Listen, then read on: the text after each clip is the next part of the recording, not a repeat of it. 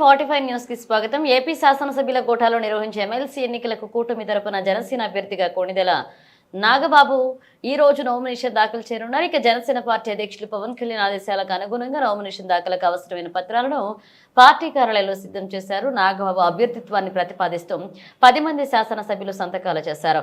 రాష్ట్ర పౌర సరఫరాల శాఖ మంత్రి నాదెండ్ల మనోహర్, ఎమ్మెల్యేలు మండలి బుద్ధాప్రసాద్, లోకం నాగమాధవి, ఆర్ఎన్ శ్రీనివాసులు, పంచకర రమేష్ బాబు, సుందరపు విజయ్ కుమార్, పసుమట్ల ధర్మరాజు, అరవ శ్రీధర్, బత్తల బలరామకృష్ణ, పంతం నానాజీ సంతకాలు చేశారు.